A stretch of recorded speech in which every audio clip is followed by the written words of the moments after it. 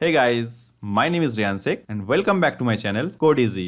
इस angular series के last video में हम लोग देखे थे what is module in angular, जहां पर मैंने मॉड्यूल को बहुत ही सिंपल से एग्जांपल के साथ एक्सप्लेन किया है। आज की इस वीडियो में हम डिस्कस करने वाले हैं what is data binding in Angular. So आज का एजेंडा, सबसे पहले हम लोग ये देखेंगे कि डेटा बाइंडिंग कैसे होते हैं। Then next type of data binding के बारे में बताएंगे हम आपको। फिर डिस्कस करेंगे ये one way data binding and two way data binding क्या होता है। Now the first question is what is data binding, right. Data binding को अगर मैं सिंगल वर्ड में डिफाइन करूं तो मैं ये बोल सकता हूं communication between a component class and its corresponding view template. Okay, so data binding is the core concept of Angular application and used to define the communication between component class and its corresponding template. और इस image में आप देख सकते हैं कि component class in the sense हमारे component.ts file और view template हो गया हमारे .html file.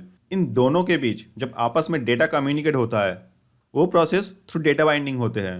Now the next point is type of data binding in angular. Data binding करने के लिए दो तरीका होते हैं एंगुलर एप्लीकेशन में, one way data binding and second one is to way data binding. अब ये वन वे डेटा बाइंडिंग का मतलब क्या होता है, right. One way data binding is when we can access a component class property in its corresponding view template। अब आप सोच रहे होंगे इसका क्या मतलब है, राइट। चलिए इसको भी देख लेते हैं। इस इमेज पर आप देखिए, यहां पर एक साइड में है कंपोनेंट क्लास एंड दूसरे साइड में है हमारे व्यू टेम्पलेट।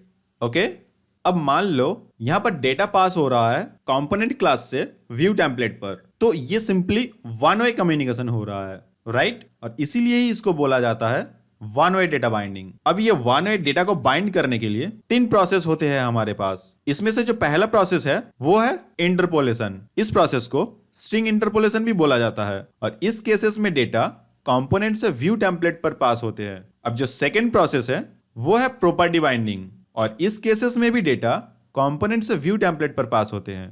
अब जो तीसरा तरीका है वो थोड़ा सा डिफरेंट है। इस प्रोसेस में डेटा व्यू टेम्पलेट से कंपोनेंट पे पास होते हैं और इस प्रोसेस को बोला जाता है इवेंट बाइंडिंग। ये तीनों process basically one way data binding के अंदर आते हैं। अब नेक्स्ट देख लेते हैं टू वे डेटा बाइंडिंग क्या है। To way data binding refers to sharing data between component class and its corresponding template. So if you change data in one place, it will automatically reflect at the other end. चलिए इसको भी picture के through समझ लेते हैं। जब data component class से view template पर और व्यू टेम्पलेट से कंपोनेंट क्लास पर कम्युनिकेट करते हैं तो उस प्रोसेस को टू वे डेटा बाइंडिंग बोला जाता है, बिकॉज यहां पर डेटा कम्युनिकेशन बोथ साइड पर हो रहे हैं at the same time, understand. और इसके लिए यूज किया जाता है एनजी मॉडल प्रॉपर्टी को। तो गाइज अब ये सारे process like interpolation, property binding, event binding and two way data binding, इन सब को अलग अलग वीडियो में बहुत सारे एग्जाम्पल के साथ इन डिटेल में एक्सप्लेन करने वाला हूं एक एक करके। तो ये पूरे सीरीज को स्टेप बाय स्टेप देखना काफी जरूरी है आपके लिए। सो गाइज आज के लिए बस इतना ही। नेक्स्ट वीडियो में हम लोग देखेंगे what is interpolation in angular, जहां पर मैं बहुत सारे एग्जाम्पल के साथ इसको समझाने वाला हूं आपको। तो उस वीडियो को भी देखना ना भूले। And guys thanks for watching this video.